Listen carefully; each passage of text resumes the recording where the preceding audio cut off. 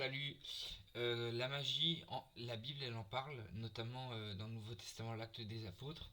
Qu'est-ce que la magie? J'ai essayé d'enquêter à ce propos-là, car je vous cache pas que, étant donné que je vis au 21e siècle, c'est dur de croire en toutes ces balivernes.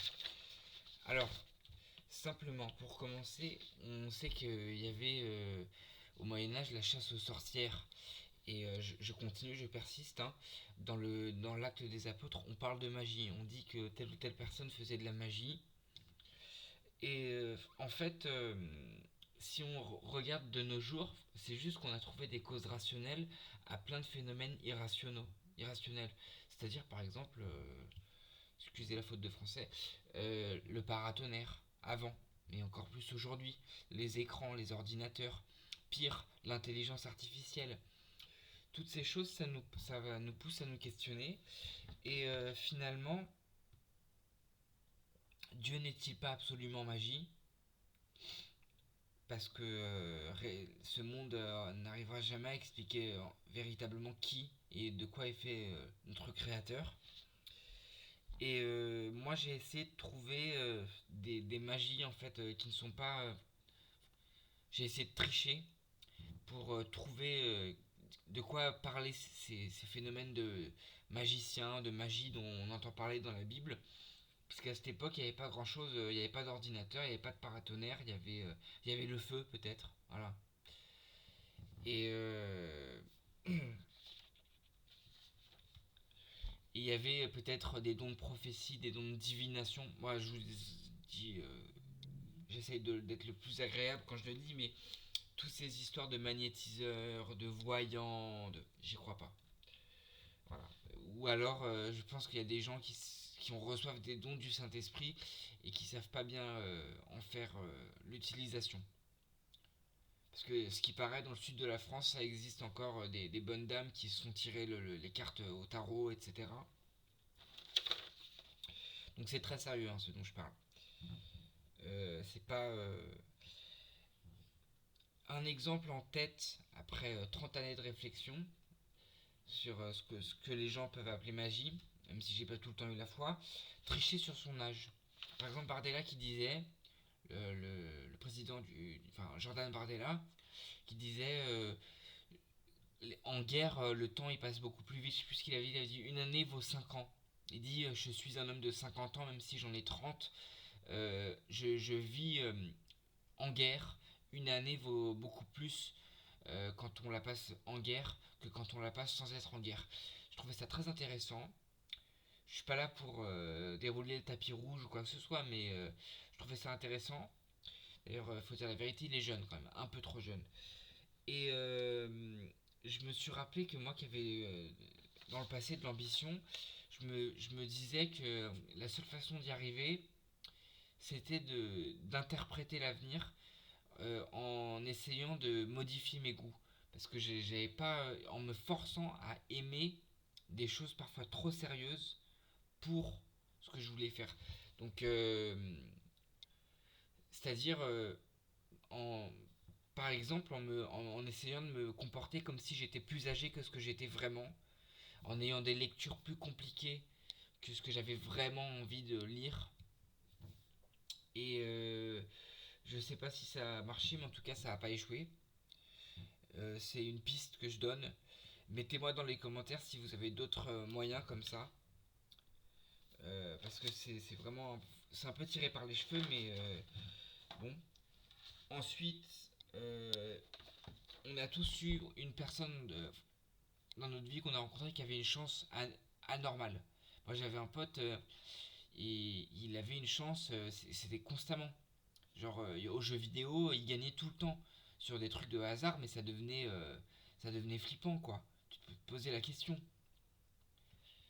C'est comme les paquets de cartes Pokémon, tu vois. Le mec, il achetait un paquet de cartes, c'était il y a longtemps. C'était il y a longtemps, mais on jouait à Hearthstone.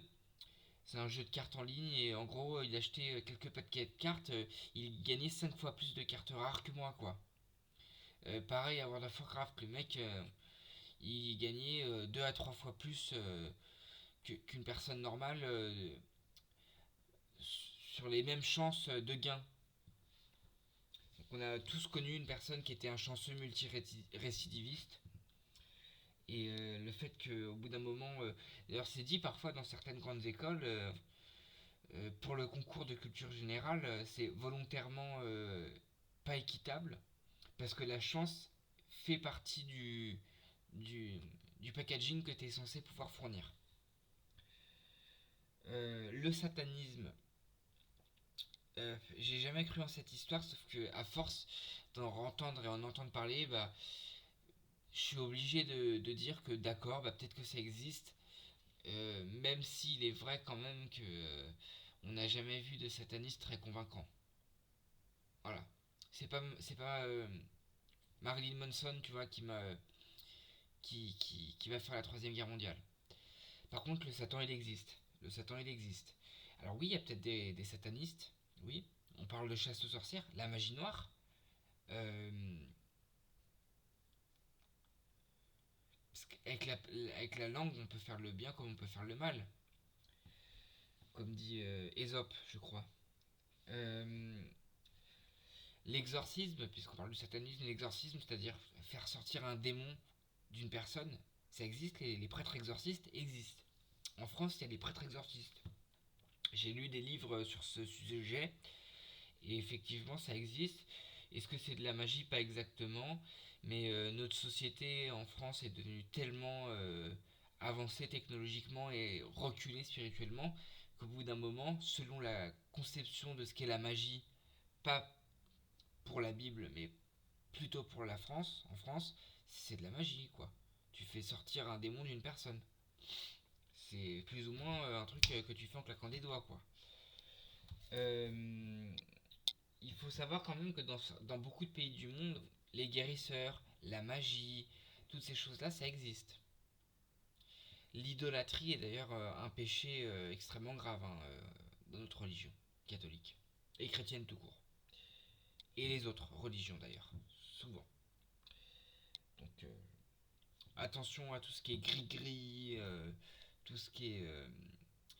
parce que j'ai peur que ce soit non conforme au texte. On a beaucoup d'escrocs qui, si ça se trouve, ont des talents cachés. Je pensais à Rocancourt par exemple, qui arnaquait les stars en demandant des prêts. Et il remboursait souvent ses prêts, mais une fois de temps en temps, il n'en remboursait pas un, sauf que c'était un gros prêt. Et qui est tellement cramé aujourd'hui qu'il ne peut plus faire ce qu'il faisait. Mais bref, il y a des fois, quand on écoute le récit de certains escrocs, bah, on se pose la question est-ce que le Seigneur ou Satan sont pas deux mèches? Voilà. Je sais que c'est glauque de mettre le Seigneur et Satan sont pas deux mèches dans une phrase. Mais le Seigneur prend, le Seigneur rend. Hein. Tous les... Enfin bref. Est-ce que le sadisme, c'est pas une forme dégradée de magie noire? Le Saint-Esprit, moi j'ai remarqué que les présentateurs télé, les gens, etc., parfois tu penses à une phrase, un sujet, un truc, puis 3 jours plus tard tu l'entends. C'est pas de la magie, c'est ce qu'on appelle le Saint-Esprit bien souvent, ou ce qu'on appelle dans le vocabulaire commun être dans l'air. Mais ça aussi se fait partie des petites choses un peu. Voilà. Je pense que les œuvres d'art, euh, mes frères, je pense que les œuvres d'art ont une âme parfois. Et je pense que les visages aussi, ils peuvent trahir des choses que normalement que la science n'explique pas. Quand tu as une culture en toi, même si elle est une culture, une mentalité, ça peut se voir sur les traits du visage et les traits du visage ils évoluent eux-mêmes. Donc la magie est un phénomène antique. Excusez-moi pour cette évidence, mais j'essaye de. Je lis là. Je lis mes notes. Et elle a sûrement changé de nom au cours de l'histoire. Euh, donc oui, la dernière forme de magie, le clou du spectacle, forcer la main du destin. En continuant quelque chose, en ne changeant pas d'avis, on oblige Dieu à prendre conscience qu'on est comme ça et il finit souvent par exaucer les choses. Amen.